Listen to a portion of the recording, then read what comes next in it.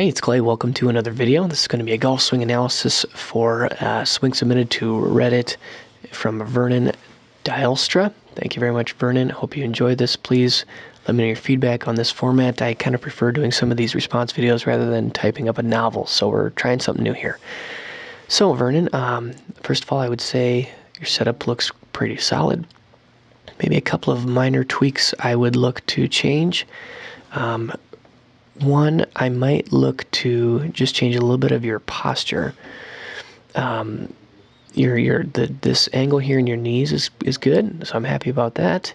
But I might just tweak a little bit of the relationship of your hips and your arms at your shoulders, and just kind of how the lower back is functioning here. So what I'm looking at is, first of all, that your arms appear to be hanging a little bit. You know, so if you think about a 90 straight, like if they were straight down 90 degrees, it'd kind of be like this, if it was straight down to the ground. So it's almost like if you just kind of let your arms hang naturally, you're kind of sucking your hand in towards your knees this direction a little bit too much.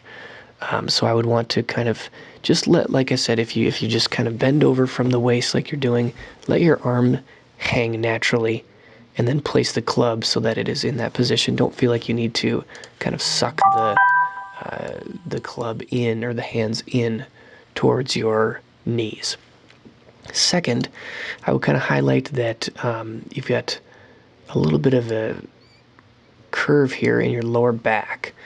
Now, this is something that is maybe a little bit misunderstood or maybe controversial, but I think the idea that I'm trying to advocate is that in the golf swing, with the setup, you do want to be in an athletic position, but oftentimes if you get into a position that is what I'm going to call overly athletic, right? So thinking about if you are a basketball player, right, and you're going to play defense, you know, the type of position, or if you're a shortstop and you're getting ready to field a ground ball, I think that kind of positioning is one that is probably similar to what you've got here. We've got this little bit of this flex in the lower back, right? And your pelvis is kind of on this angle right here.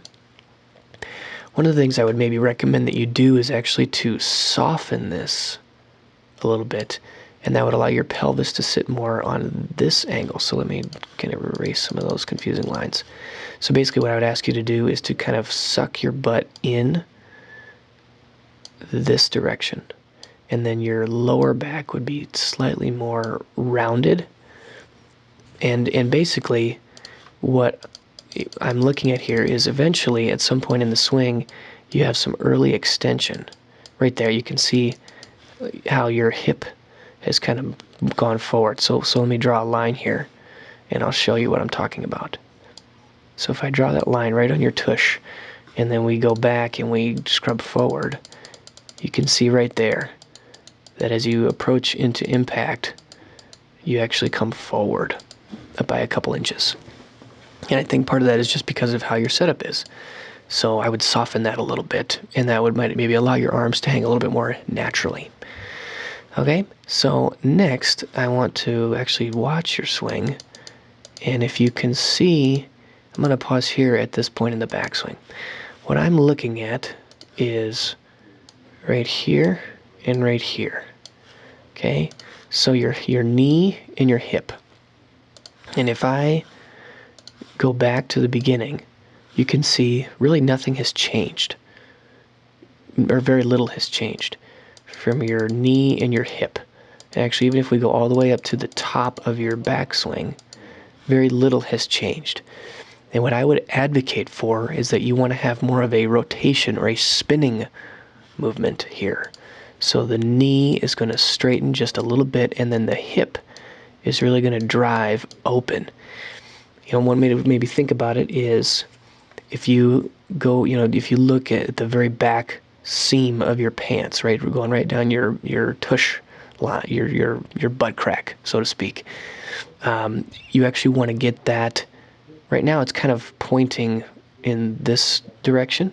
You actually want to get pointing that way as much as you can, right? So you're turning, your right hip is moving back and around such that your pelvis is turned, and that if there's a laser coming out of your the back of your pants, it would actually be pointing down more closer towards the target line. Now, you're not necessarily going to get to that point, but that's the feeling that you want to have, that you're actually really turning open those hips.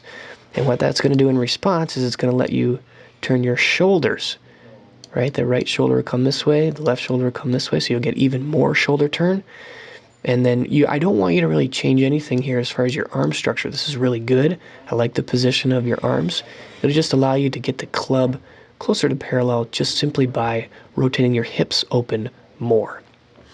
All right? So with those couple of changes, I think you would be able to maybe get a little bit more power and also maybe a little bit more consistently, and it would help you eliminate your early extension and really use your turn and your rotation a little bit better. So please let me know your thoughts and comments down below, and I hope you guys enjoyed this lesson. See you soon. Thanks. Bye.